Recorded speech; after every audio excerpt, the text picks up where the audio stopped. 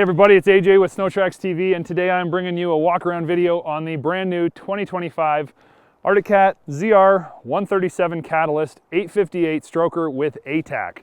So obviously the Catalyst platform's been around for a season, but everybody has been waiting, and I think that this might be the most anticipated snowmobile in the history of Arctic Cat. I mean, I know you guys have been dying for a new 800 class motor.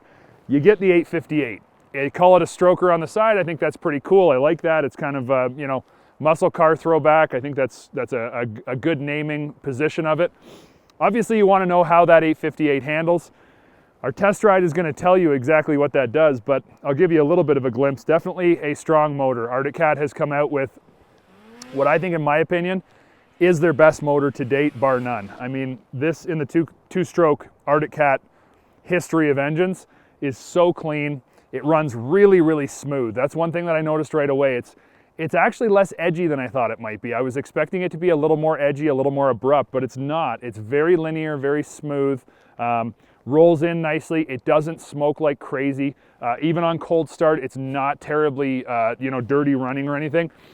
Starts up really nice. The electric start works really well and sounds really good. You know, it's not a kind of a noisy or a higher pitch sounding starter motor like we've heard in the past. Really, really nice.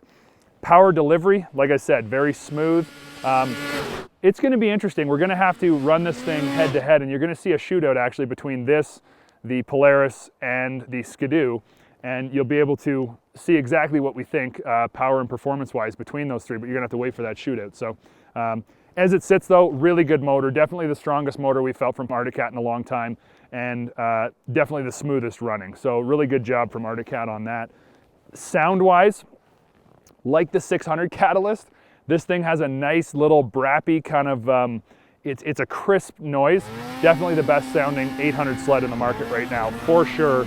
And just that little blip in the throttle noise, it really is nice. I'll start it up at the end and you can hear that and give it a little squeeze. Now, as for other features, this one does have ATAC, so that's the electronic adjustable suspension. Keep in mind, it's not like Dynamics or Smart Shocks. It doesn't actually have a brain where it says, okay, I'm going to adjust as you're going down the trail. All it does is save you the hassle of getting off the sled and adjusting the clicker. It does it for you.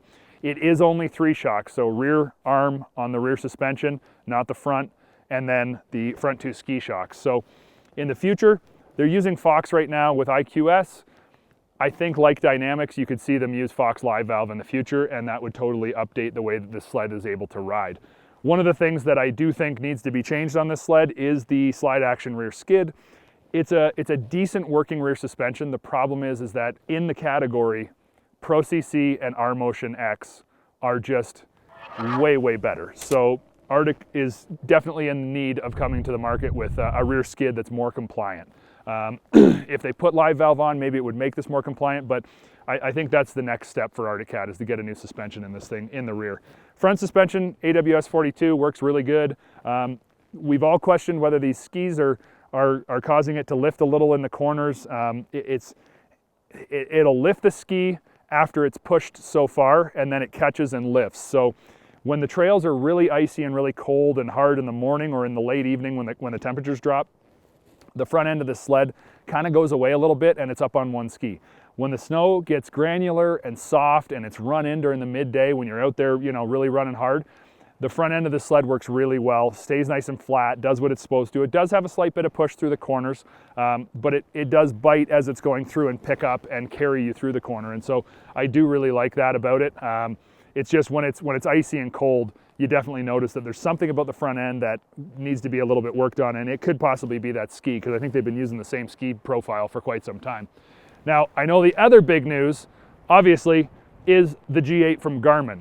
How does it work, you know, integration-wise? Is it really that good? What does it compare to the S7 or 7S and the 10.2 from Skidoo? And let me tell you, it's better in all ways. Luke argues a little bit with me on this. He's still a diehard 7S fan. I'll take this Garmin Gauge 10 times out of 10 over every other one out there. It's made by Garmin. Let's keep that in mind. This is a company that produces world-class GPS and information technology tracking type products. It's freaking awesome. Yes, it does take a little extra time to load. Actually, it takes a long time to load. Maybe over time they'll be able to update that, but if you're stop and start very much, which most people aren't, it probably takes about 25 to 30 seconds for it to fully load up and come on. 7S, that was a complaint from people, and they updated that and made it work. So maybe something that they can fix, but when it comes down to it, the information for the sled on screen is awesome. I feel that it's in a really good position. It's really easy to read. It's nice. ATAC information is right on there if you got a sled equipped with ATAC. It gives you all the pertinent stuff about the sled that's right there in front of you, and it's really, really easy to read. Very bright, vibrant, and crisp. Like this gauge, I don't know how many pixels are in there, but it's a lot of them, and it looks really good. Now, when you go into the information side of things in the GPS, it is so rich. You've got your GPS overlay. It's got topo overlay. It even shades areas that are hills, so you can see on the GPS map where there's going to be hills and terrain. Then you can go to straight topo if you want and see exactly what you're getting terrain-wise.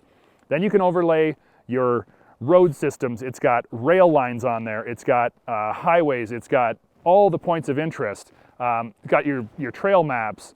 All of these things just jammed in there, and it's so feature-rich. Now, here's something that's cool about it too that I really, really like.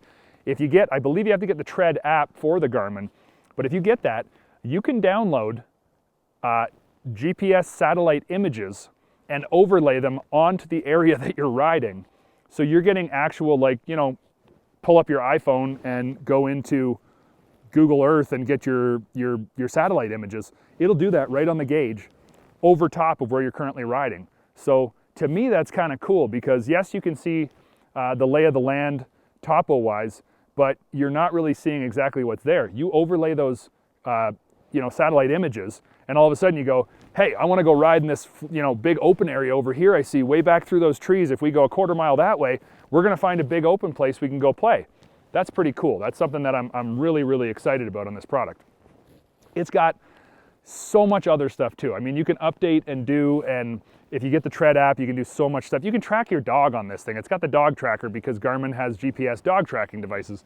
No idea how that would help. Maybe if you're like a trapper, I don't know, maybe that's good for you. They just left it on there because it's part of the Tread system, so they left it on. And I mean, why not? I mean, I guess it's kind of cool. If your dog runs away and it's wearing a Garmin thing, you can go find them with your sled if you want.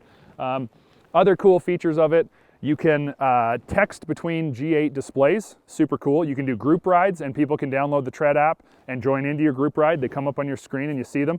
Oh yeah, and by the way, your icon is a little snowmobile. Super cool, I love that. On top of that, in the United States, you can do two-way communication between G8 equipped snowmobiles. So if you have a headset that works with the Garmin Tread, you can talk back and forth with nothing more than just the G8 display and your headset and your helmet. That's pretty cool. That feature doesn't right now work in Canada. Maybe it will in the future, but it's not there right now. So anyways, the G8 display, really, really feature rich. It works great, easy to use, smart, intuitive, lots and lots of stuff on there. It's even got pitch and roll sensors. You can see the angle the sled's at. I mean, that's kind of more an off-road type thing for side-by-sides or Jeeps, but they left it in there because why not? So I'm really impressed with that. When it comes to storage and all the other stuff on an Arctic Cat, I mean, you've got the attachment points at the back for all of the Arctic accessories. There's two of those, so you can put two different things on the back or one big box, or storage bag. It's got a small little area up front you can put some stuff in.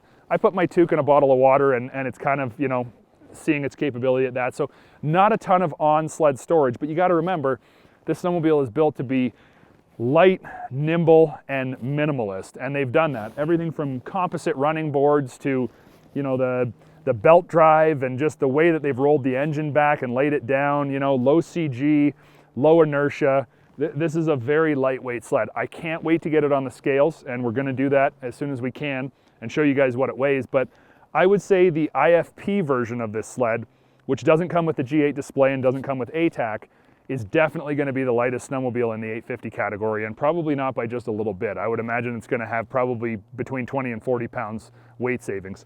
That's significant, that's impressive.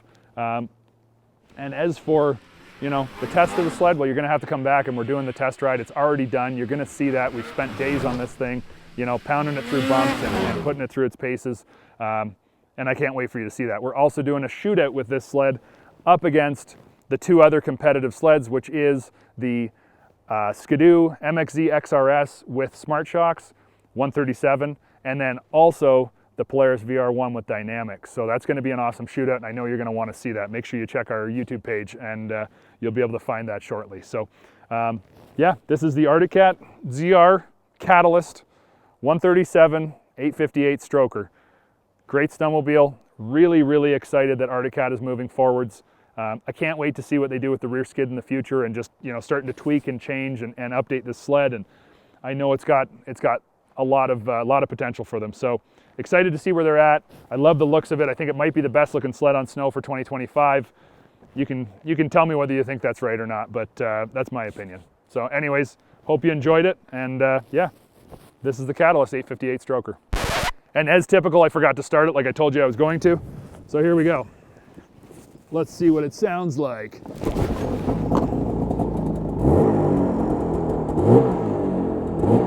It's just got a nice noise to it. Nice little brappy noise.